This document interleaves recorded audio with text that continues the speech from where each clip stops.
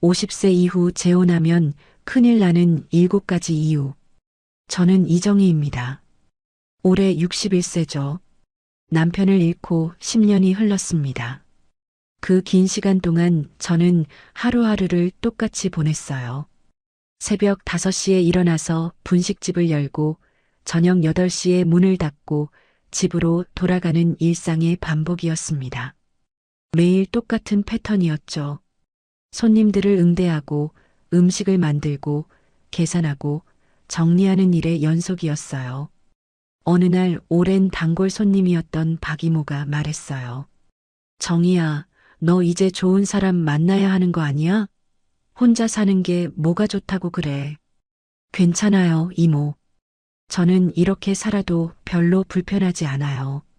그렇게 대답했지만 속으로는 달랐습니다. 정말 괜찮다면 왜 이렇게 마음이 허전할까요? 왜 이모 말에 이렇게 마음이 흔들릴까요? 박 이모는 70대 후반이었는데 정말 적극적인 분이었어요. 분식집에 올 때마다 제 안부를 물어보고 걱정해주는 분이었죠. 저보다 나이가 많으셨지만 늘 활기찬 모습이었습니다. 너 같은 착한 애가 왜 혼자 살아야 하냐? 나도 답답해 죽겠다. 이모는 진짜 답답해하는 표정이었어요. 마치 자신의 일처럼 걱정하는 모습을 보니까 마음이 짠했습니다. 누군가 저를 걱정해주는 것만으로도 고마웠거든요. 이모, 전 정말 괜찮아요. 지금도 충분히 잘 살고 있는걸요. 무슨 소리야? 혼자서 뭐가 괜찮다는 거야? 아프면 누가 돌봐줄 거야? 나이 들어가는데 말이야. 이모 말이 틀린 건 아니었어요. 가끔 몸이 아플 때나 컨디션이 안 좋을 때는 정말 막막했거든요. 그래도 지금까지 잘 버텼는데 뭘 그렇게 걱정하시나 싶었죠. 그런데 이모는 포기하지 않았어요. 내가 아는 분이 있는데 정말 괜찮은 분이야. 나이도 너랑 비슷하고 부인 돌아가신 지 좀 됐고 소개팅이라는 단어에 저는 깜짝 놀랐습니다. 이 나이에 소개팅이라니요. 상상도 해보지 못했던 일이었어요. 이모, 전 그런 거 안 해요. 지금도 충분히 잘 살고 있어요. 단호하게 거절했죠. 솔직히 말하면 두려웠어요. 새로운 사람을 만난다는 것도 그렇고, 만약 잘 안 되면 어떻게 하나 하는 걱정도 들었고요. 하지만 박 이모는 쉽게 포기하지 않는 분이었습니다. 그냥 차 한 번만 마셔봐. 친구로라도 지내면 좋잖아. 요즘 혼자 사는 사람들끼리 모여서 이야기도 하고 그런다던데. 친구로라도 지내면 좋다는 말에 제 마음이 흔들리기 시작했어요. 사실 대화할 사람이 있다면 나쁘지 않을 것 같다는 생각이 들었거든요. 분식집에서는 손님들과 대화하지만 그건 업무상의 대화였어요. 진짜 마음 편히 이야기할 수 있는 사람은 없었죠. 가끔 박 이모 같은 분들과 이야기할 때가 제일 편했습니다. 며칠 동안 고민했어요. 만날까 말까? 혼자서 계속 생각하다 보니까 답답해졌습니다. 그래서 결국 박 이모에게 전화했어요. 이모, 그분 연락처 좀 주세요. 어머, 정희야. 정말 잘했다, 잘했어. 이모는 정말 기뻐했어요. 마치 자신의 일처럼 좋아하는 모습을 보니까 저도 덩달아 기분이 좋아졌습니다. 그렇게 만난 사람이 최영수였어요. 66세 공기업에서 은퇴한 분이었죠. 첫 만남 장소는 분식집 근처 조용한 카페였습니다. 약속 시간 30분 전부터 저는 긴장했어요. 뭘 입고 갈지, 뭘 이야기할지 고민하다가 시간이 훌쩍 지나갔죠. 결국 평소보다 조금 단정한 옷을 입고 나갔습니다. 카페에 도착했을 때 영수는 이미 와 있었어요. 키가 크고 인상이 부드러운 분이었습니다. 첫인상이 나쁘지 않았어요. 안녕하세요. 박 선생께 소개받은 최영수라고 합니다. 목소리가 정말 부드러웠어요. 전 남편과는 완전히 다른 느낌이었죠. 전 남편은 말수가 적고 무뚝뚝한 사람이었거든요. 저는 이정희예요. 반갑습니다. 어색한 첫 만남이었지만 영수는 대화를 자연스럽게 이끌어갔어요. 날씨 이야기부터 시작해서 동네 이야기, 그리고 제일 이야기까지요. 분식집을 운영하고 계시는군요. 정말 대단합니다. 별거 아니에요. 그냥 생계 때문에 하는 일이죠. 아니에요. 혼자서 가게를 운영한다는 게 쉬운 일이 아니잖아요. 정말 존경스럽습니다. 이런 말을 들은 게 얼마만인지 모르겠어요. 누군가 제 일을 인정해주고 존경한다고 말해주니까 기분이 이상했습니다. 좋으면서도 어색했어요. 영수는 제 이야기를 정말 잘 들어줬어요. 분식집 운영하면서 겪는 어려움, 혼자 지내는 일상, 그동안의 힘든 시간들까지도요. 중간중간 고개를 끄덕이며 공감해주는 모습이 인상적이었습니다. 정말 고생 많이 했네요. 저도 혼자입니다. 아내를 잃고 8년 정도 됐죠. 그 말을 들은 순간 이상하게 마음이 풀렸습니다. 나만 외로운 게 아니구나. 이분도 저처럼 혼자구나 하는 생각이 들었어요. 많이 힘드셨겠어요. 그래도 이제는 많이 괜찮아졌습니다. 다만 가끔 너무 조용할 때가 있죠. 영수의 말에 저도 깊이 공감했어요. 정말 그랬거든요. 그 조용함이 때로는 견딜 수 없을 만큼 무거웠죠. 같은 경험을 한 사람만이 이해할 수 있는 감정이었습니다. 첫 만남은 2시간 정도 이어졌어요. 생각보다 대화가 잘 통했고 불편하지도 않았습니다. 헤어질 때 영수가 말했어요. 다음에 또 만나서 이야기할 수 있을까요? 네, 좋아요. 그렇게 시작된 만남이었습니다. 그날 이후로 우리는 자주 만나게 됐어요. 일주일에 1번, 그 다음엔 2번. 점점 만나는 횟수가 늘어났습니다. 영수는 정말 전 남편과 달랐어요. 제 말을 끝까지 들어줬고 공감도 해줬습니다. 그랬겠네요. 힘들었겠어요. 라는 말을 자주 했죠. 그런 말들이 저에게는 큰 위로가 됐어요. 저는 모르게 비교하게 됐습니다. 전 남편은 제가 무슨 말을 해도 그래라고만 했었는데 영수는 달랐어요. 제 이야기에 진심으로 관심을 보여줬고 때로는 조언도 해줬습니다. 정희는 정말 대단한 것 같아요. 혼자서 가게도 운영하고 이렇게 밝게 살고 그런 말을 들을 때마다 기분이 좋아졌어요. 오랫동안 잊고 있었던 감정이었죠. 누군가 저를 인정해주고 칭찬해주는 기분이었습니다. 만날 때마다 영수는 따뜻했어요. 제가 피곤해 보이면 걱정해주고 기분이 안 좋아 보이면 이유를 물어보기도 했죠. 그런 관심이 저에게는 새로웠습니다. 외로움이 컸던 만큼 그 따뜻함이 더 크게 느껴졌어요. 혼자 지내던 시간들이 길었기 때문에 누군가의 관심과 애정이 특별하게 다가왔습니다. 그리고 그 외로움과 비교, 그 따뜻함이 결국 재혼이라는 선택으로 이어졌죠. 그때는 몰랐어요. 외로움 때문에 내린 선택이 얼마나 위험한지를, 비교를 통해 만든 판단이 얼마나 불완전한지를 말입니다. 첫 만남 이후로 영수와의 연애는 정말 빠르게 흘러갔습니다. 일주일에 1번이던 만남이 어느새 일주일에 2번, 3번으로 늘어났어요. 전화 통화도 매일같이 하게 됐죠. 오늘 하루는 어땠어요? 영수는 매일 저녁 이런 안부 인사로 전화를 시작했습니다. 처음엔 어색했지만 점점 익숙해졌어요. 하루 있었던 일들을 누군가에게 이야기한다는 게 이렇게 좋은 건지 몰랐습니다. 분식집에서 있었던 재미있는 일들, 힘들었던 순간들, 손님들과의 에피소드까지 모든 걸 영수에게 털어놨어요. 영수도 마찬가지였습니다. 은퇴 후 지루한 일상, 가끔 만나는 옛 동료들 이야기, 혼자 보내는 시간들에 대해 솔직하게 말해줬죠. 만날 때마다 영수는 작은 선물을 가져왔어요. 제가 좋아한다고 했던 호두과자, 분식집에서 쓸 수 있는 좋은 기름, 때로는 예쁜 꽃 한 송이까지요. 이런 건 안 가져오셔도 되는데요. 별거 아니에요. 그냥 보다가 생각나서요. 그런 말을 하며 웃는 영수를 보면 마음이 따뜻해졌습니다. 누군가 저를 생각해 준다는 기분이 정말 오랜만이었거든요. 우리는 동네 곳곳을 함께 다녔어요. 근처 공원을 산책하기도 하고 맛있다는 식당에 가기도 했죠. 영화관에 가서 영화를 보기도 했습니다.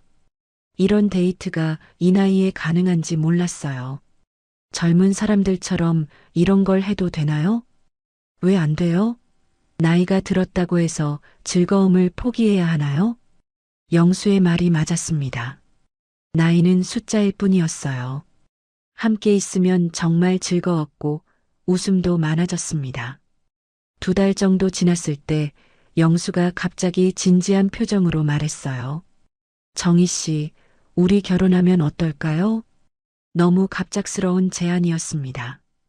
아직 서로에 대해 모르는 것들이 많았는데 벌써 결혼 이야기가 나오다니요.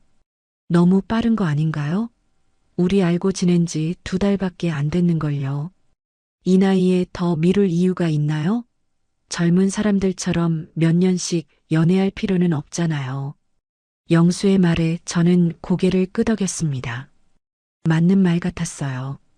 61세와 66세에 무슨 오랜 연애가 필요한가요? 이미 서로의 성격도 어느 정도 파악했고 함께 있으면 편했으니까요. 그런데 정말 괜찮을까요? 우리 성격이 맞을지, 함께 살면서 문제가 없을지. 지금까지 만나면서 불편한 적 있었어요? 저는 정희 씨와 함께 있으면 정말 편해요. 영수 말이 틀리지 않았습니다. 실제로 함께 있으면 편했고 대화도 잘 통했어요. 서로 배려하려고 노력했고 큰 갈등도 없었죠. 하지만 뭔가 불안한 마음이 있었습니다. 너무 빠른 건 아닌가 하는 생각이 계속 들었어요. 첫 번째 결혼도 그렇게 신중하지 못했는데 똑같은 실수를 반복하는 건 아닌가 싶었거든요. 시간을 좀 더 가지고 생각해 봐도 될까요? 물론이죠. 충분히 생각해 보세요. 다만 너무 오래 고민할 필요는 없을 것 같아요. 우리 나이를 생각하면 말이에요. 영수는 이해한다고 했지만 은근히 부담을 주는 느낌이었어요. 나이를 핑계로 재촉하는 것 같았습니다. 그날 밤 집에 돌아와서 혼자 곰곰 생각해 봤어요. 영수와 결혼하면 어떨까요? 더 이상 혼자가 아니니까 외롭지 않을 거고 서로 의지하며 살 수 있을 텐데요. 분식집 일도 함께 도와줄 수 있을 것 같았어요. 계산이나 청소 같은 간단한 일들 말이죠. 둘이 함께하면 훨씬 수월할 거라는 생각이 들었습니다. 무엇보다 아프거나 힘들 때 옆에 있어줄 사람이 있다는 게 가장 큰 장점 같았어요. 혼자 늙어가는 게 가장 무서웠거든요. 반대로 걱정되는 부분들도 있었습니다. 영수에게 딸이 있다고 했는데 저를 어떻게 생각할지 모르겠어요. 또 서로 다른 생활 패턴에 적응할 수 있을지도 의문이었죠. 하지만 그런 걱정들을 하나하나 따지기 시작하면 끝이 없을 것 같았습니다. 완벽한 사람도 완벽한 결혼도 없으니까요. 일주일 정도 고민한 후 저는 영수에게 답을 했어요. 좋아요. 결혼해요. 정말요? 정말 감사해요, 정희 씨. 영수는 정말 기뻐했습니다. 마치 큰 복권에 당첨된 사람처럼 기뻐하는 모습을 보니까 저도 덩달아 기분이 좋아졌어요. 결혼 준비는 간단하게 하기로 했습니다. 이미 각자 집이 있으니까 새로 집을 구할 필요도 없었고 혼수나 예단 같은 것들도 생략하기로 했죠. 우리 나이에 그런 건 필요 없어요. 간단하게 혼인신고만 하고 가족들끼리만 식사 한 번 하면 되지 않을까요? 영수의 제안에 저도 동의했습니다. 복잡한 절차보다는 실질적인 것들이 더 중요하다고 생각했거든요. 그런데 막상 결혼 이야기가 구체화되니까 뭔가 아쉬운 마음이 들었어요. 너무 빨리 진행되는 게 아닌가 하는 생각이 다시 들었습니다. 서로의 가족들도 제대로 만나보지 못했고 함께 살 집에 대한 구체적인 계획도 없었어요. 누구 집에서 살지, 생활비는 어떻게 나눌지, 이런 현실적인 문제들은 논의조차 하지 않았습니다. 하지만 이미 결정한 일이니까 돌이킬 수는 없었어요. 늦었다는 조급함이 모든 판단을 앞서갔습니다. 그때는 정말 몰랐어요. 속도가 빠를수록 확인해야 할 것들이 줄어든다는 사실을. 그리고 그 확인하지 못한 것들이 나중에 얼마나 큰 문제가 될지를 말입니다. 혼인신고를 마치고 영수 집으로 이사한 지 일주일쯤 됐을 때였습니다. 저는 아직 새로운 환경에 적응하느라 정신이 없었어요. 분식집에서 집까지의 거리도 달라졌고 집안의 모든 것들이 낯설었죠. 영수는 자신의 집에서 계속 살자고 했습니다. 제 집보다 크고 깔끔하다는 이유였어요. 저도 별다른 이의가 없었습니다. 어차피 함께 살면 되는 거 아닌가 싶었거든요. 그런데 결혼 후 가장 먼저 바뀐 건 집안의 분위기였습니다. 처음에는 뭔지 모르게 어색한 기분만 들었어요. 분명히 제가 살고 있는 집인데 왠지 손님 같은 느낌이 드는 거죠. 영수는 결혼 전부터 딸 민지가 자주 온다고 했었어요. 39세인 민지는 결혼하지 않고 혼자 살면서 아버지를 자주 챙겨준다고 했죠. 효녀라고 자랑스럽게 이야기하기도 했습니다. 민지가 일주일에 두세 번은 와요. 청소도 해주고 반찬도 해다 주고 정말 고마운 딸이에요. 그때는 대수롭지 않게 들었어요. 효성스러운 딸이 아버지를 챙기는 게 나쁠 게 뭐가 있겠어요. 오히려 보기 좋은 일이라고 생각했죠.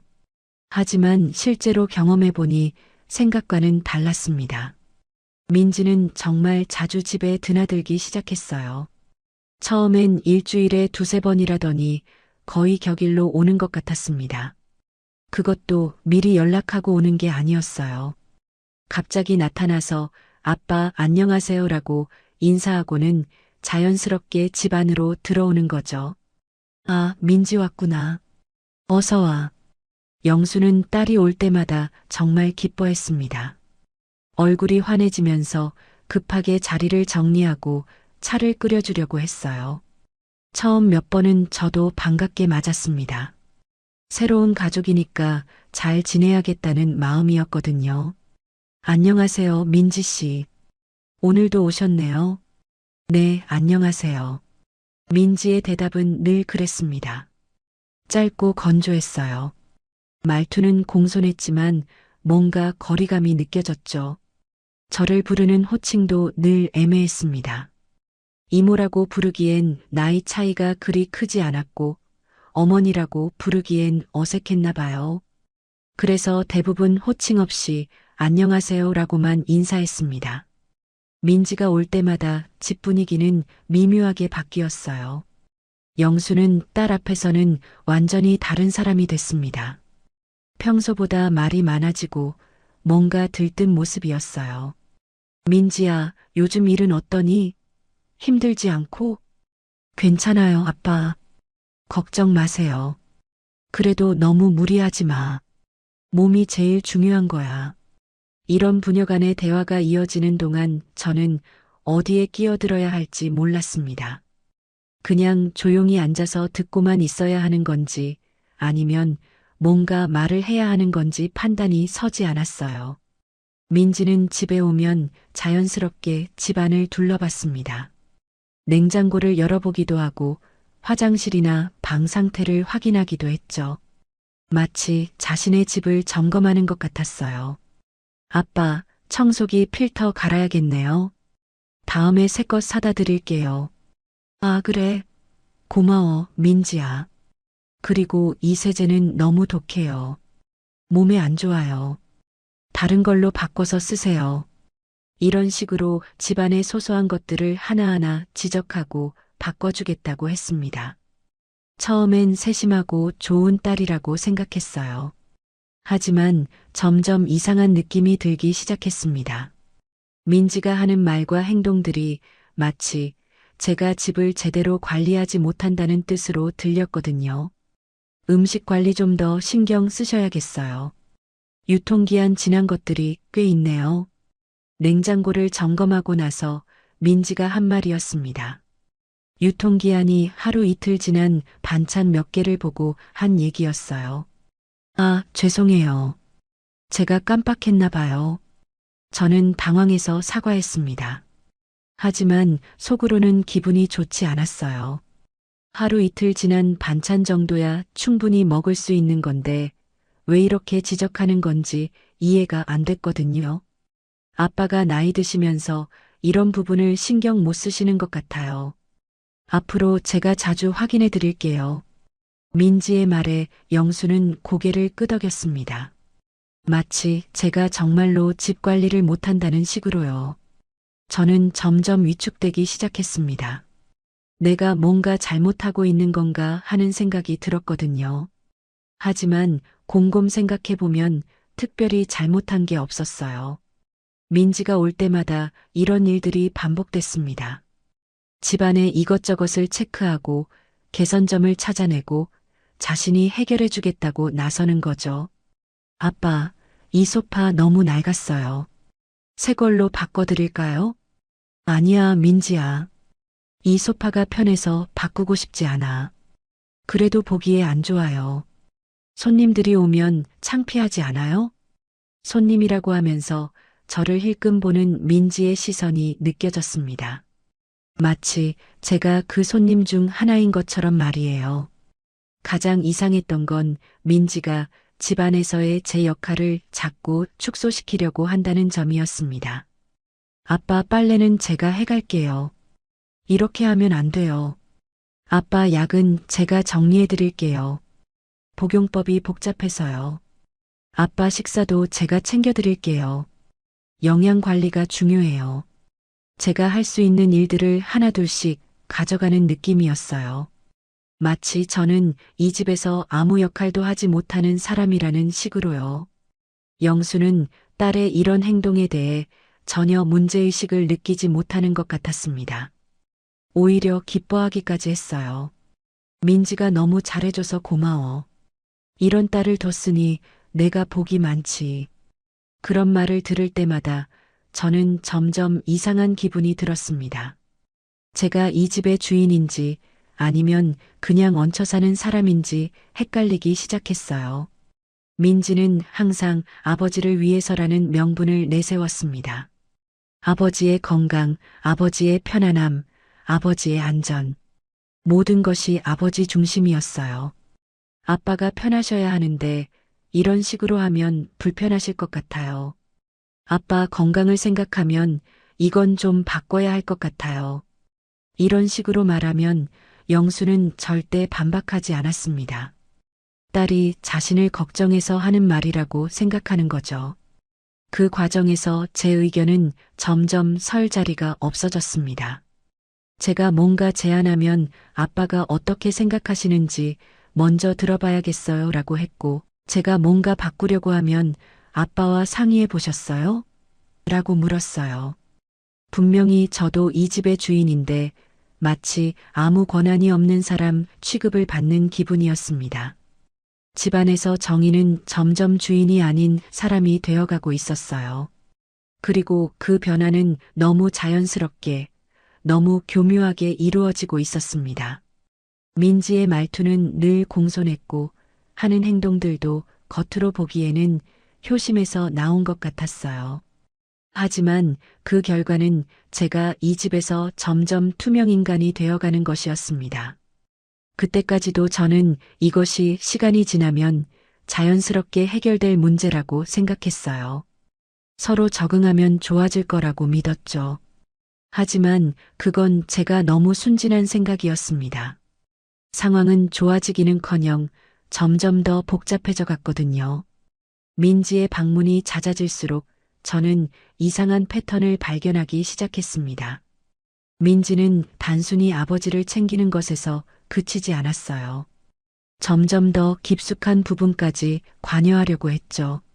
처음엔 집안 정리나 음식 관리 정도였는데 어느 순간부터는 재정 관리에까지 손을 뻗기 시작했습니다. 아빠, 통장 정리 좀 해야겠어요. 이렇게 여러 곳에 나눠 놓으면 관리가 어려워요. 결혼한 지 한 달쯤 됐을 때 민지가 한 말이었어요. 영수가 가지고 있던 여러 개의 통장과 적금에 대해 이야기하는 거였죠. 괜찮아, 민지야. 지금까지 이렇게 해왔는데 뭘. 아니에요, 아빠.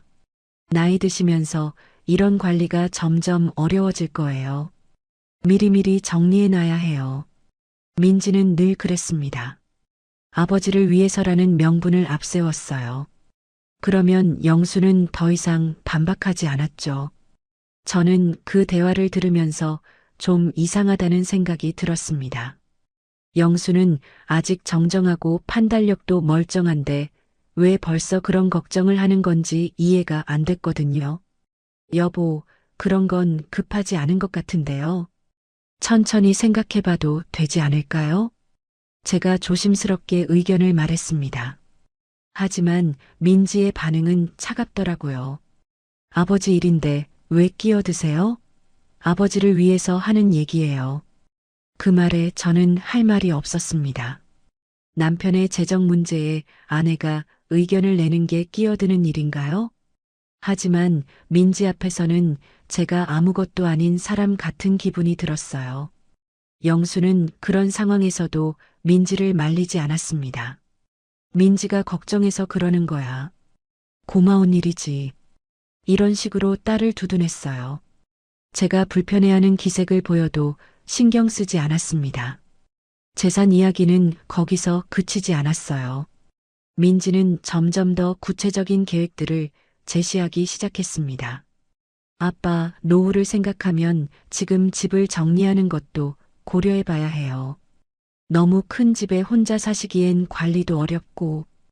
혼자가 아니야, 민지야. 정희와 함께 살고 있잖아. 그래도 나중을 생각하면요. 아빠 나이를 생각해 보세요. 민지는 제가 옆에 있는데도 마치 제가 없는 사람인 것처럼 이야기했어요. 나중을 생각한다는 게 무슨 뜻인지 뻔했습니다. 저와의 결혼이 오래가지 않을 거라는 전제로 말하는 거죠. 그리고 요양원 정보도 미리 알아봐두면 좋을 것 같아요. 좋은 곳은 대기가 길다고 하니까요. 요양원 이야기까지 나왔을 때는 정말 기가 막혔습니다. 영수는 아직 건강하고 활동적인데 벌써 요양원 이야기를 하다니요. 민지야, 그런 이야기는 너무 이른 것 같은데. 영수도 좀 당황하는 기색이었어요. 하지만 민지는 단호했습니다. 아빠, 미리 준비하는 게 좋아요. 갑자기 필요할 때 허둥지둥하면 안 되잖아요. 아직 그럴 나이가 아닌데. 나이는 숫자예요. 언제 무슨 일이 생길지 모르니까 대비해야죠. 이런 대화를 들으면서 저는 점점 불안해졌습니다. 민지가 생각하는 미래에는 저의 자리가 없다는 게 너무 명확했거든요. 노후 계획, 재산 관리, 요양원 선택. 모든 것을 민지가 주도하려고 했고 영수는 그것을 당연하게 받아들였어요. 정희 씨는 어떻게 생각하세요? 가끔 민지가 저에게 의견을 묻기도 했습니다. 하지만 그건 진짜로 제 의견이 궁금해서가 아니었어요. 형식적인 질문일 뿐이었죠. 저는 아직 그런 걱정할 단계가 아닌 것 같은데요. 여보도 건강하시고 그렇게 생각하시는군요. 하지만 현실적으로 생각해야 해요. 민지는 항상 이런 식으로 제 의견을 무시했습니다. 저를 현실을 모르는 사람 취급했어요. 생활 방식에 대한 간섭도 점점 심해졌습니다. 아빠, 저녁 시간이 너무 늦어요. 소화에 안 좋아요. 요즘 텔레비전을 너무 크게 보시는 것 같아요. 청력 검사 받아보세요. 산책을 규칙적으로 하셔야 해요. 건강 관리가 중요해요. 이런 식으로 영수의 일상 하나하나에 개입했습니다. 그리고 그때마다 저는 아무 말도 할 수 없었어요. 아내인 제가 남편의 생활에 대해 뭔가 제안하려고 하면 아버지를 위해서 하는 얘기라는 말로 차단당했거든요. 아빠, 분식집 일도 너무 많이 도우시는 것 같아요. 몸에 무리가 가지 않을까요? 심지어 제 분식집 일에까지 간섭하기 시작했습니다. 영수가 가끔 분식집에 와서 간단한 일을 도와주곤 했는데 그것마저 문제 삼는 거였어요. 별로 무리되는 일이 아니야, 민지야. 그냥 간단한 거 도와주는 거야. 아빠가 그렇게 생각하시더라도 몸은 정직해요. 나이를 생각하셔야죠. 결국 영수는 분식집 일 돕는 것도 줄이게 됐습니다. 민지가 계속 걱정한다고 하니까 미안해하면서 말이에요. 저는 그런 영수가 안타까웠습니다. 분식집 일을 도우면서 보람도 느끼고 즐거워했는데 딸 때문에 그것까지 포기하게 된 거죠. 여보, 민지 씨가 너무 걱정하는 것 같아요. 적당히 하셔도 될 텐데. 정희야, 민지는 나를 걱정해서 그러는 거야. 고마워해야지. 영수는 딸의 간섭을 간섭이라고 생각하지 않았어요. 모든 걸 사랑과 걱정으로 해석했습니다. 그런 영수를 보면서 저는 답답했습니다. 딸이 아버지를 걱정하는 건 좋은 일이지만 이 정도면 과도한 것 아닌가요? 민지는 심지어 저희 부부의 관계에도 개입하려고 했습니다. 아빠, 요즘 너무 피곤해 보이세요. 충분히 쉬셔야 해요. 이런 말을 하면서 저를 힐끔힐끔 쳐다보는 거였어요. 마치 제가 영수를 피곤하게 만드는 원인이라는 식으로 말이죠. 괜찮아, 민지야. 별로 피곤하지 않아. 아니에요, 아빠. 얼굴이 예전 같지 않아요. 스트레스를 받으시는 것 같은데. 스트레스를 받는다는 말에 저는 깜짝 놀랐습니다. 제가 영수에게 스트레스를 주고 있다는 뜻인가요? 무슨 스트레스? 별로 그런 건 없는데. 아빠는 말씀을 안 하시지만 제가 보기엔 그래요. 새로운 환경에 적응하시느라 힘드실 거예요. 새로운 환경이라는 표현이 묘했습니다. 영수 자신의 집인데 새로운 환경이라니요. 제가 들어왔기 때문에 새로운 환경이 됐다는 뜻이겠죠. 이런 식으로 민지는 자연스럽게 모든 일에 끼어들었습니다. 그리고 그때마다 아버지를 위해서라는 명분을 내세웠어요. 영수는 그런 딸을 전혀 말리지 않았습니다. 오히려 고마워했죠. 민지가 걱정해서 그러는 거야라는 말을 입에 달고 살았어요. 저는 그때 깨달았습니다. 이 집에는 이미 보이지 않는 질서가 있다는 것을, 그리고 그 질서에서 제가 들어갈 자리는 없다는 것을요. 민지와 영수 사이에는 오랜 시간 쌓인 특별한 관계가 있었어요. 그것은 단순한 부녀 관계를 넘어서는 무언가였습니다. 민지는 자신이 아버지의 인생에서 가장 중요한 사람이라고 확신하고 있었어요. 그리고 영수도 그것을 당연하게 받아들이고 있었죠. 저는 그 사이에 끼어든 침입자 같은 기분이었습니다. 아무리 노력해도 그들만의 세계에는 들어갈 수 없을 것 같았어요. 착한 딸이라는 이름으로 포장된 민지의 행동들은 사실 하나의 큰 벽이었습니다. 그리고 그 벽은 저와 영수 사이를 점점 멀어지게 만들고 있었어요. 민지가 있을 때와 없을 때의 영수는 완전히 다른 사람이었습니다. 딸이 있으면 저는 투명 인간이 됐고 딸이 없을 때만 비로소 부부 같은 느낌이 들었어요. 하지만 민지가 없는 시간은 점점 줄어들고 있었습니다. 그리고 그 상황을 바꿀 수 있는 힘은 저에게 없어 보였어요. 결혼 생활이 2달째 접어들면서 저는 이상한 변화를 느끼기 시작했습니다. 혼자 살 때는 전혀 문제가 되지 않았던 일상들이 갑자기 설명해야 할 일이 되어버린 거예요. 가장 먼저 문제가 된 건 제 수면 패턴이었습니다. 저는 원래 분식집 일 때문에 일찍 자고 일찍 일어나는 편이었어요. 하지만 가끔 몸이 피곤하거나 컨디션이 안 좋을 때는 좀 더 잠을 자곤 했죠. 혼자 살 때는 아무도 뭐라고 하지 않았습니다.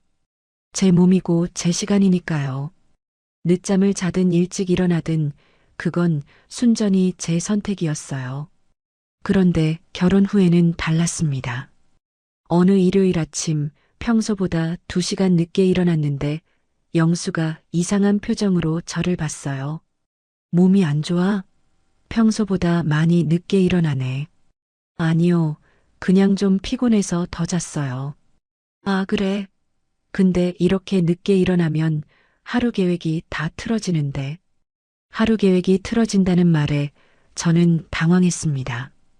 일요일인데 무슨 특별한 계획이 있었나 싶어서요. 무슨 계획이 있었나요? 특별한 건 아니고 그냥 보통 이 시간에는 함께 아침을 먹고 산책하고 그러잖아. 보통 이 시간에 함께 아침을 먹는다고 했지만 그런 약속을 한 적이 없었어요. 그냥 자연스럽게 그렇게 됐을 뿐이었는데 언제부터인가 그게 규칙처럼 되어버린 거죠. 죄송해요. 다음부터는 미리 말씀드릴게요. 제가 사과하자 영수는 괜찮다고 했지만 기분이 좋아 보이지는 않았어요. 마치 제가 약속을 어긴 것처럼 느끼는 것 같았습니다. 그 일 이후로 저는 늦잠을 자기가 어려워졌습니다. 혹시 영수가 또 그런 표정을 지을까봐 걱정됐거든요. 혼자만의 시간을 갖는 것도 문제가 됐습니다. 저는 원래 혼자 있는 시간을 좋아하는 편이었어요. 책을 읽거나 음악을 듣거나 그냥 아무 생각 없이 창밖을 바라보는 시간들이 필요했죠. 혼자 살 때는 그런 시간을 마음대로 가질 수 있었습니다. 하루 일과가 끝나고 나면 온전히 제 시간이었으니까요. 하지만 결혼 후에는 그런 시간을 갖는 것조차 눈치가 됐습니다. 제가 혼자 방에 있으면 영수는 불안해했어요. 뭐 하고 있어? 혹시 기분이 안 좋아? 아니에요. 그냥 좀 조용히 있고 싶어서요. 왜? 무슨 일 있어? 제가 혼자 있고 싶다고 하면 영수는 꼭 이유를 물어봤습니다. 마치 혼자 있고 싶어 하는 것 자체가 이상한 일인 것처럼요. 특별한 이유는 없어요. 그냥 잠깐 혼자 있고 싶을 뿐이에요. 부부인데 왜 혼자 있고 싶어 해? 뭔가 불편한 게 있으면 말해. 부부인데 왜 혼자 있고 싶어 하냐는 말에 저는 할 말이 없었습니다. 혼자 있고 싶은 마음이 부부 사이에서는 이상한 일인가요? 불편한 건 없어요. 정말 그냥 잠깐 조용히 있고 싶을 뿐이에요. 그러면 나랑 같이 있으면서 조용히 있으면 안 돼? 굳이 혼자 있어야 해? 영수는 제가 혼자 있으려고 하는 것을 자신을 피하는 것으로 받아들이는 것 같았어요. 그래서 계속 붙어 있으려고 했죠. 결국 저는 혼자만의 시간을 갖는 것을 포기해야 했습니다. 혼자 있으려고 할 때마다 영수가 불안해하고 이유를 묻는 게 더 스트레스였거든요. 조용한 휴식을 취하는 것도 마찬가지였습니다. 저는 가끔 아무것도 하지 않고 그냥 멍하니 있는 시간이 필요했어요. 특별히 뭘 하거나 생각하지 않고 그냥 조용히 쉬는 시간 말이에요. 혼자 살 때는 그런 시간을 자유롭게 가졌습니다. 소파에 누워서 천장을 보고 있거나 창가에 앉아서 밖을 바라보거나 하는 시간들이요. 하지만 영수는 그런 제 모습을 보면 뭔가 해야 할 일이 있는 것처럼 말했어요. 그냥 있지 말고 뭔가 해. 텔레비전이라도 보든지. 전 이렇게 있는 게 좋아요. 이렇게 있으면 뭐가 좋아? 시간 아깝잖아. 영수에게는 아무것도 하지 않는 시간이 낭비로 보였나 봐요. 항상 뭔가 생산적인 일을 해야 한다고 생각하는 것 같았습니다. 부부인데 그건 너무 자유로운 거 아니야?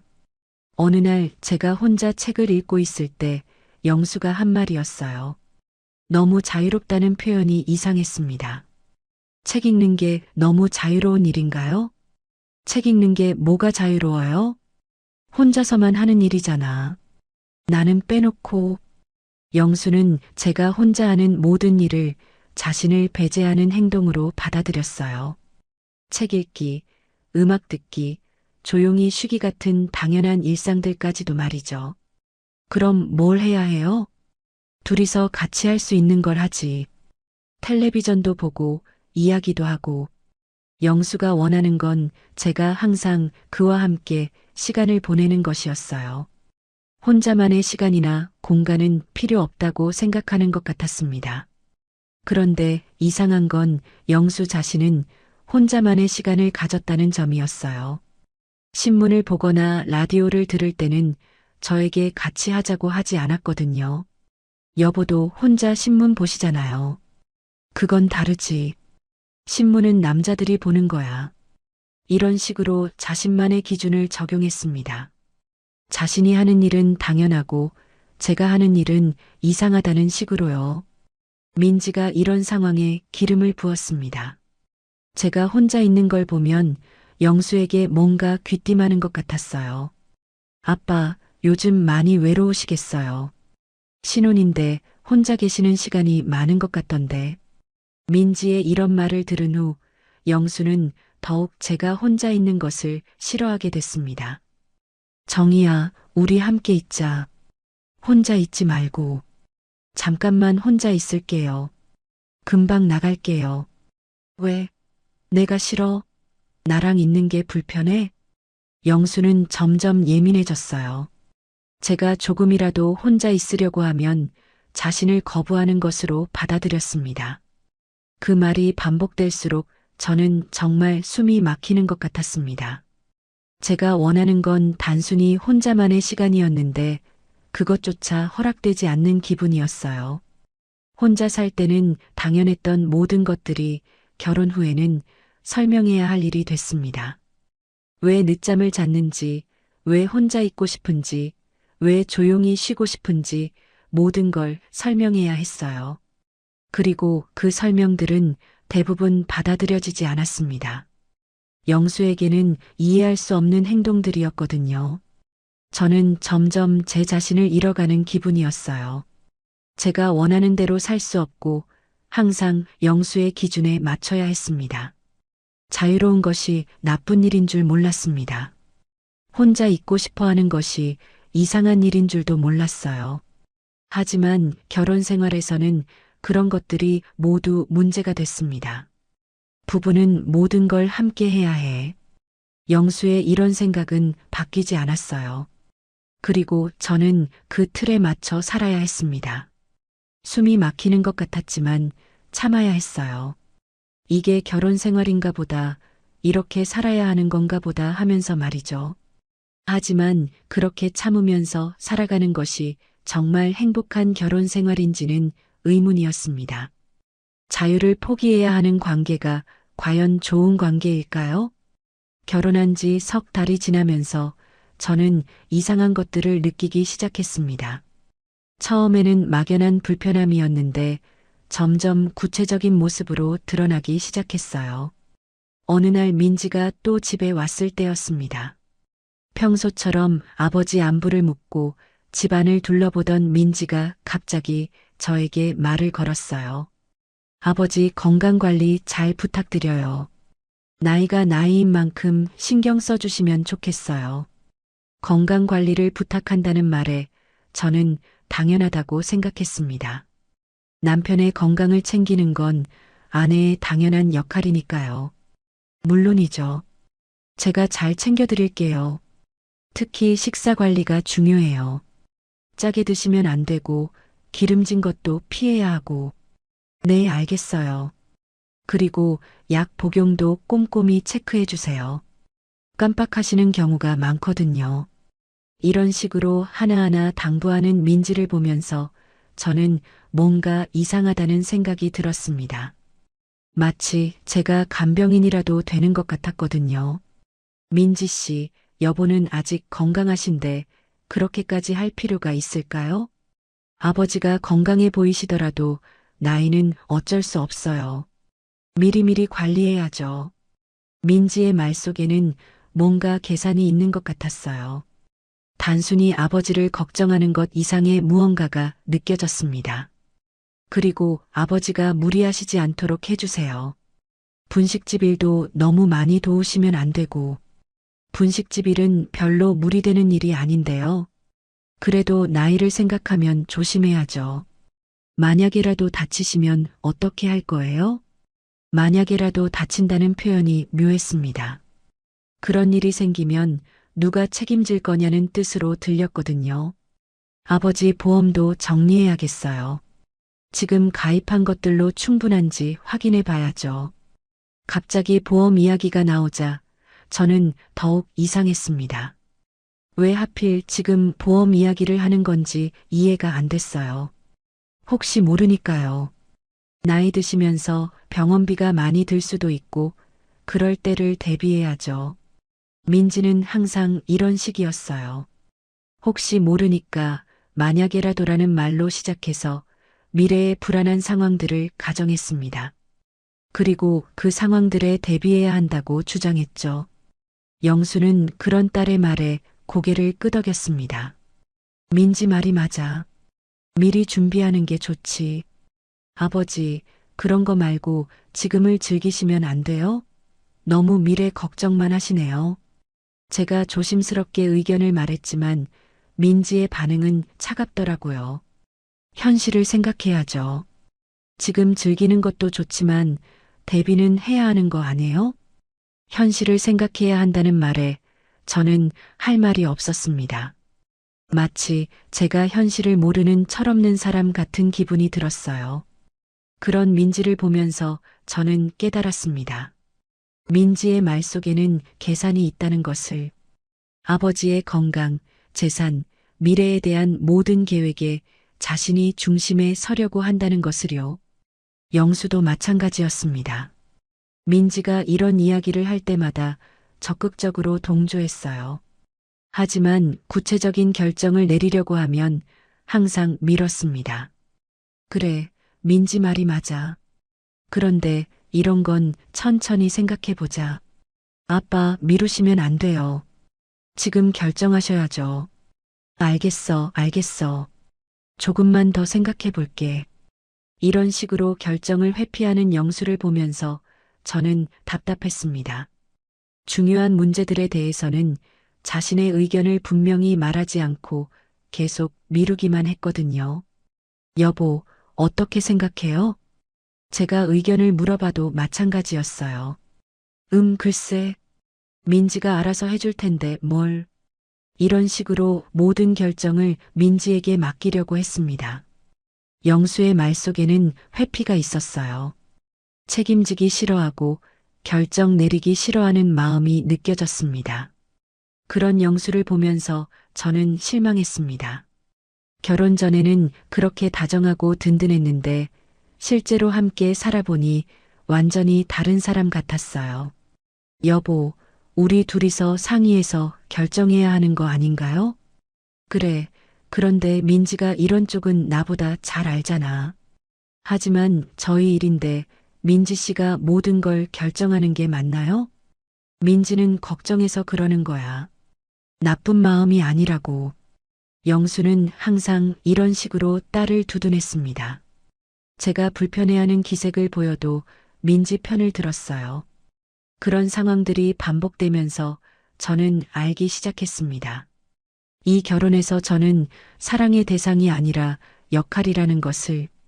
영수가 저를 사랑해서 결혼한 게 아니라 필요해서 결혼했다는 것을요.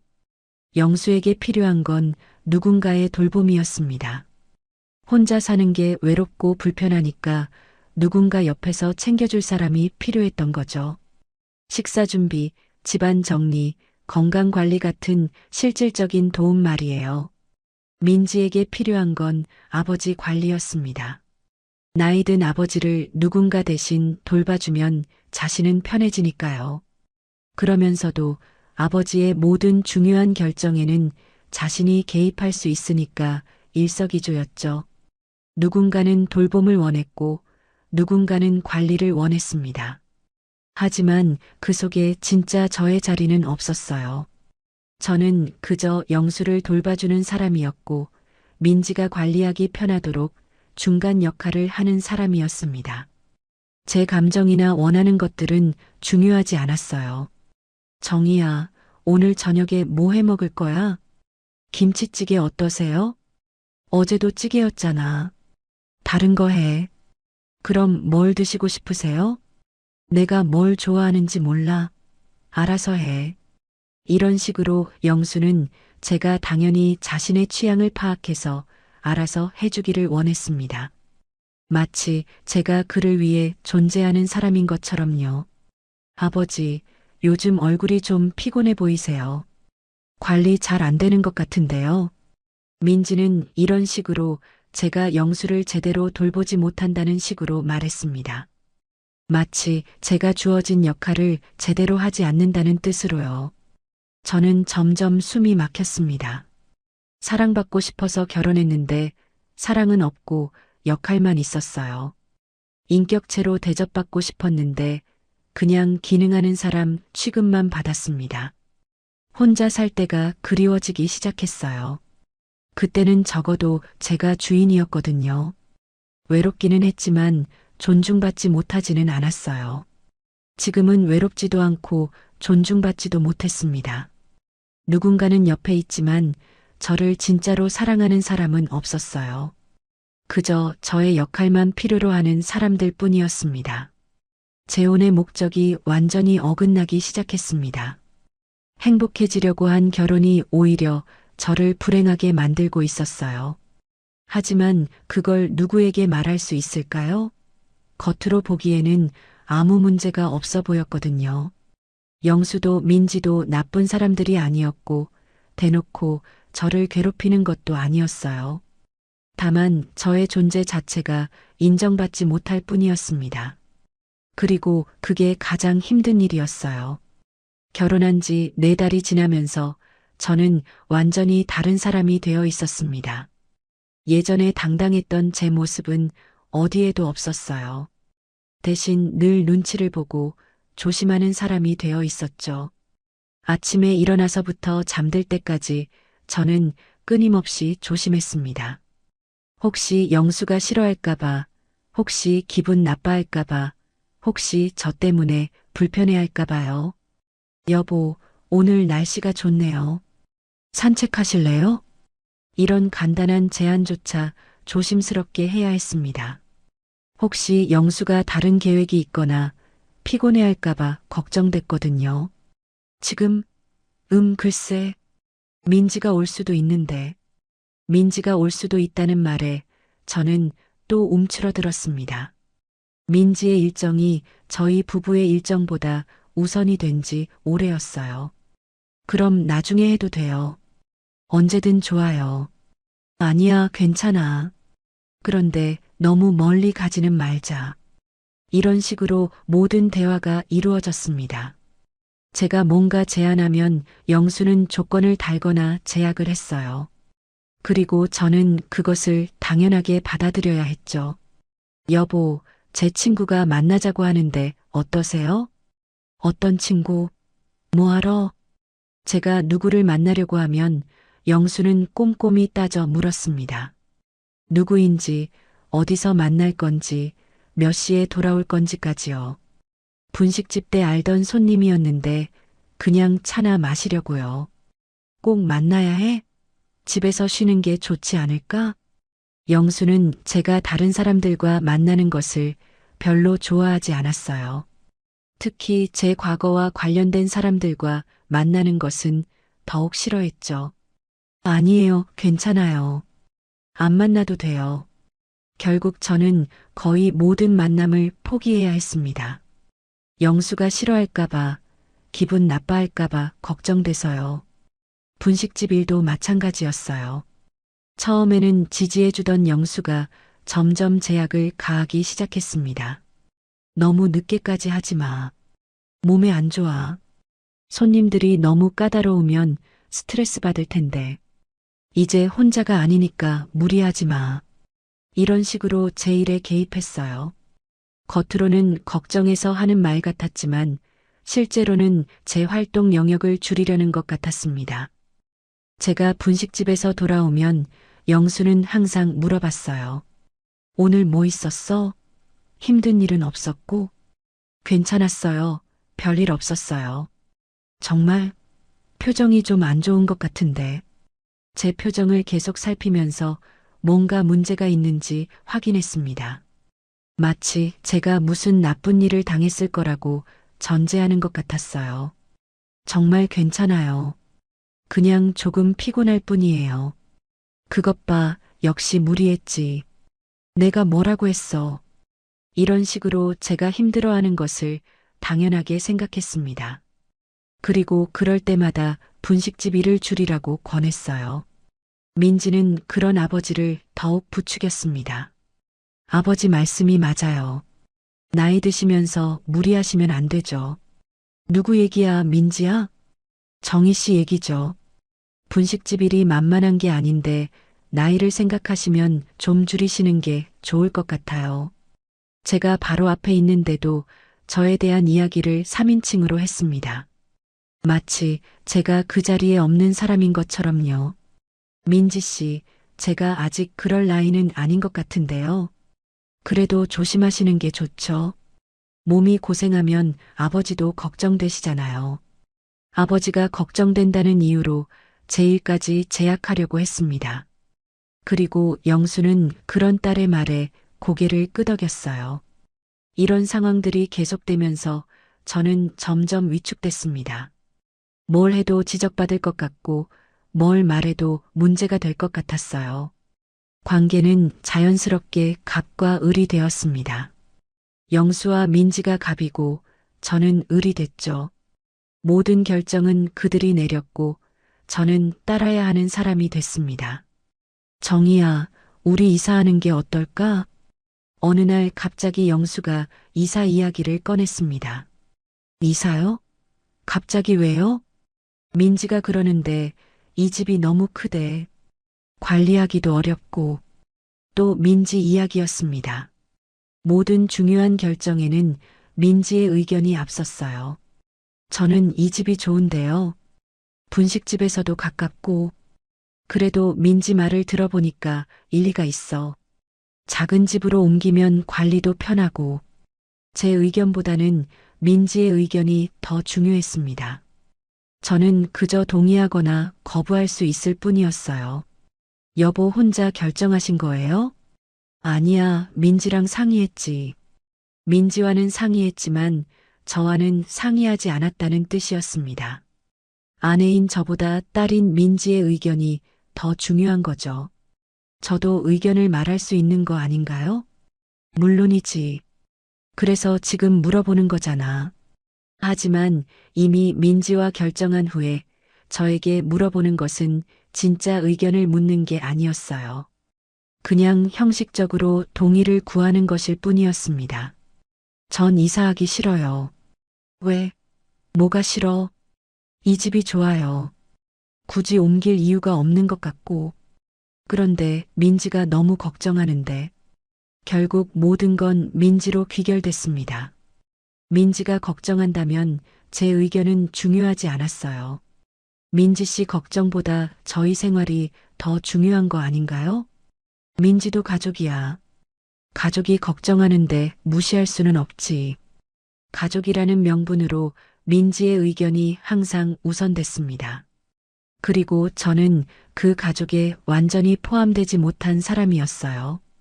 결정적인 순간은 그 다음 주에 왔습니다. 민지가 또 집에 왔는데 이번에는 뭔가 진지한 표정이었어요.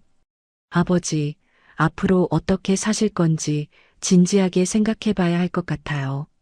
무슨 말이야, 민지야? 아버지 나이도 나이고 건강도 예전 같지 않으시잖아요. 구체적인 계획이 필요해요. 건강이 예전 같지 않다는 말에 저는 의아했습니다. 영수는 아직 건강했거든요. 나는 괜찮은데 뭘. 아버지가 괜찮다고 하시지만 객관적으로 봐야죠. 민지는 영수의 말을 무시하고 자신의 의견을 고집했습니다.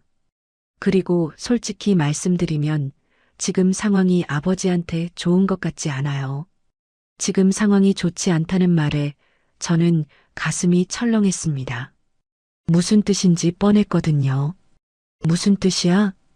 아버지가 스트레스를 많이 받으시는 것 같아요. 새로운 환경, 새로운 사람들. 새로운 사람이라는 건 저를 가리키는 말이었습니다. 제가 영수에게 스트레스를 준다는 뜻이었어요. 민지야, 그런 말 하지 마. 영수가 말렸지만 민지는 계속했습니다. 아버지, 현실을 봐야 해요. 이런 식으로 가면 아버지 건강만 더 나빠질 거예요. 그리고 그 다음에 나온 말이었습니다. 아버지 인생은 제가 책임질게요. 더 이상 다른 사람들 때문에 힘들어하지 마세요. 그 순간 저는 알았습니다. 이 결혼은 끝났다는 것을. 민지가 말하는 다른 사람들은 바로 저였고 아버지 인생을 책임진다는 것은 저를 배제하겠다는 뜻이었어요. 영수는 그런 딸의 말에 반박하지 않았습니다. 오히려 고마워하는 것 같았어요. 민지야, 아버지, 저를 믿으세요. 제가 모든 걸 알아서 할게요. 그 자리에서 저는 아무 말도 할 수 없었습니다. 제 존재 자체가 부정당하는 순간이었거든요. 그날 밤 저는 혼자 생각했습니다. 이 관계에서 저는 무엇인가요? 사랑받는 아내인가요? 아니면 그냥 불편한 존재인가요? 답은 명확했습니다. 저는 이 가족에게 필요 없는 사람이었어요. 오히려 방해가 되는 사람이었죠. 무너진 자존감을 회복할 방법은 하나뿐이었습니다. 이 관계를 끝내는 것이었어요. 민지의 그 말을 들은 지 일주일 후, 저는 조용히 결정했습니다. 더 이상 이 관계에서 버틸 수 없다는 것을, 제 자존감과 정체성을 완전히 잃어버리기 전에 나와야겠다고 생각했어요. 그날 아침, 평소처럼 영수에게 아침을 차려드리고 분식집에 나갔습니다. 하지만 마음속으로는 이미 결정이 서 있었어요. 오늘이 이 집에서 보내는 마지막 날이라고요. 분식집에서 일하는 동안 저는 지난 몇 달을 돌이켜봤습니다. 행복해지려고 선택한 재혼이 오히려 저를 이렇게 만들어버렸다는 게 믿어지지 않았어요. 손님들을 응대하면서도 머릿속으로는 계속 생각했습니다. 정말 제가 문제였을까요? 제가 너무 이기적이었던 걸까요? 하지만 아무리 생각해도 저는 잘못한 게 없었어요. 저는 그저 존중받고 싶었을 뿐이었습니다. 사랑받고 싶었을 뿐이었어요. 하지만 그 집에서는 그런 게 허락되지 않았죠. 오후가 되자 마음이 더욱 확고해졌습니다. 이번에는 주저하지 않기로 했어요. 더 이상 참으면서 살고 싶지 않았거든요. 분식집 문을 닫고 집으로 돌아가는 길이 무겁게 느껴졌습니다. 하지만 동시에 어떤 해방감도 들었어요. 드디어 이 상황을 끝낼 수 있다는 안도감이었습니다. 집에 들어서자 영수가 거실에서 텔레비전을 보고 있었어요. 평소와 다름없는 모습이었죠. 왔어? 오늘 힘들었지? 네, 조금요. 평소처럼 대답했지만 목소리가 떨리는 게 느껴졌습니다. 이제 말해야 할 시간이었어요. 여보, 할 말이 있어요. 뭔데? 밥부터 먹자. 지금 들어주셨으면 해요. 제 진지한 목소리에 영수도 뭔가 심상치 않다는 걸 느꼈나 봅니다. 텔레비전을 끄고 저를 쳐다봤어요. 저, 이제 그만하고 싶어요. 뭘 그만한다는 거야? 이 결혼 말이에요. 더 이상 함께 살 수 없을 것 같아요. 영수의 얼굴이 굳어졌습니다. 예상하지 못한 말이었나 봐요. 갑자기 무슨 소리야? 무슨 일 있었어? 갑자기가 아니에요. 오랫동안 생각해온 일이에요. 생각해온 일? 나한테는 한 번도 말한 적 없잖아. 말한 적이 없다는 영수의 말에 저는 씁쓸했습니다. 제가 얼마나 불편해했는지, 얼마나 힘들어했는지 전혀 모르고 있었던 거죠. 말씀드리려고 했지만 들어주실 것 같지 않았어요. 뭔 소리야? 내가 언제 내 말 안 들었어? 영수는 정말로 모르는 것 같았어요. 자신이 제 말을 얼마나 무시했는지, 민지의 말만 들었는지 전혀 모르고 있었습니다. 여보, 솔직히 말씀해 주세요. 저와 민지 씨 중에서 누구 말이 더 중요해요? 그게 무슨 말이야? 비교할 일이야? 비교할 일이 아니라고 하지만 실제로는 항상 민지 씨 편을 드셨잖아요. 민지는 내 딸이야. 당연히 걱정해 주는 거지. 저는 여보 아내예요. 그것도 당연하게 걱정해 주셔야 하는 거 아닌가요? 영수는 할 말이 없는 것 같았어요. 그제서야 자신이 저를 어떻게 대했는지 깨닫는 것 같았습니다. 정희야, 미안해. 내가 잘못했어. 다시 생각해보자. 이미 늦었어요. 저는 이미 결정했어요. 그래도 한 번 더 생각해봐. 우리가 이런 식으로 끝날 일이야? 하지만 저는 더 이상 흔들리지 않았습니다. 이미 충분히 생각했고 충분히 기회를 줬으니까요. 여보, 저는 행복하지 않아요. 이 집에서 저는 아무것도 아니에요. 그런 말하지 마. 너는 내 아내야. 아내라고 하지만 실제로는 그냥 집안일 하는 사람 취급받았어요. 제 말에 영수는 아무 대답을 하지 못했습니다. 사실이었으니까요. 그리고 앞으로도 바뀔 것 같지 않아요. 민지 씨가 있는 한은요. 민지랑은 내가 얘기해 볼게. 소용없어요. 민지 씨는 절대 바뀌지 않을 거예요. 그리고 여보도 민지 씨를 바꿀 생각이 없으시잖아요. 영수는 더 이상 반박하지 않았습니다. 자신도 알고 있었던 거죠. 그날 밤 저는 조용히 짐을 쌌습니다. 가져온 것들만 챙겼어요. 많지 않았죠. 옷가지 몇 벌과 개인적인 물건들 뿐이었습니다.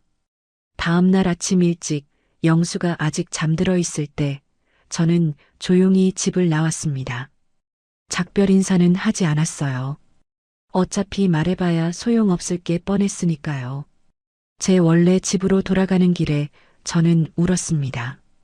두 번째 이혼이었어요. 첫 번째보다 더 아팠습니다. 나이가 들어서 한 선택이 이렇게 잘못될 줄 몰랐거든요. 하지만 동시에 어떤 안도감도 느꼈습니다. 드디어 숨을 쉴 수 있을 것 같았어요. 더 이상 눈치 보지 않아도 되고 허락받지 않아도 되니까요. 집에 돌아와서 며칠 동안은 정말 힘들었습니다. 외로움이 밀려왔고 내가 잘못 선택한 건 아닌가 하는 후회도 들었어요. 하지만 시간이 지나면서 점점 다른 것들이 보이기 시작했습니다. 제가 얼마나 움츠려들어 있었는지, 얼마나 제 자신을 잃고 있었는지 알게 됐어요. 혼자가 된 후 가장 먼저 느낀 건 자유였습니다. 아무에게도 허락받지 않고 늦잠을 잘 수 있었어요. 아무에게도 설명하지 않고 혼자만의 시간을 가질 수 있었죠. 분식집 일도 다시 즐거워졌습니다. 누구의 눈치도 보지 않고 제가 하고 싶은 대로 할 수 있었거든요. 손님들과 대화하는 것도 새로운 메뉴를 개발하는 것도 자유로워졌어요. 친구들과의 만남도 다시 시작했습니다. 결혼하면서 끊어졌던 인간관계들을 하나씩 회복해 나갔어요. 그런 시간들이 얼마나 소중한지 새삼 느꼈습니다. 무엇보다 저 자신을 다시 찾을 수 있었습니다. 누군가의 아내, 누군가의 며느리가 아닌 그냥 이정희로 살 수 있게 됐어요. 혼자 저녁을 먹는 것도 더 이상 외롭지 않았습니다. 오히려 평화로웠어요. 아무 눈치 보지 않고 제가 먹고 싶은 걸 먹을 수 있었거든요. 몇 달이 지나면서 저는 깨달았습니다. 문제는 50세 이후 재혼이 아니었다는 것을. 문제는 제가 저 자신을 잃어가면서도 그 관계에 매달렸다는 것이었어요. 외로움 때문에 서둘러 선택한 결혼, 상대방을 제대로 알아보지 못한 채 한 결혼, 무엇보다 제 자신을 포기해가면서 유지하려고 한 결혼이 문제였던 거죠. 지금 저는 확실히 말할 수 있습니다. 50세 이후 재혼이 문제였던 게 아니라 나를 잃어가면서 버틴 게 문제였어요. 혼자인 삶은 실패가 아니었습니다. 오히려 저에게는 더 맞는 삶이었어요. 누구에게나 맞는 삶이 있고 저에게는 혼자 사는 삶이 더 어울렸던 거죠. 이제 저는 당당합니다. 혼자 산다고 해서 불쌍한 사람이 아니에요. 제 선택으로 제 삶을 사는 자유로운 사람입니다. 분식집도 더 잘 되고 있어요. 제가 행복해지니까 손님들도 그걸 느끼는 것 같아요. 더 밝아졌다는 말을 자주 들어요. 가끔 영수 생각이 날 때도 있습니다. 하지만 후회하지는 않아요. 그 시간들이 있었기 때문에 지금의 소중함을 더 크게 느낄 수 있으니까요. 혼자가 된 후에야 진짜로 인생이 빛나기 시작했습니다. 이제 저는 알아요. 외로움을 피해 잘못된 관계를 선택하는 것보다 혼자서라도 제 자신을 지키며 사는 것이 훨씬 행복하다는 걸요. 61세에 다시 시작하는 인생이지만 전혀 늦지 않았습니다. 오히려 이제야 진짜 제 인생이 시작된 기분이에요.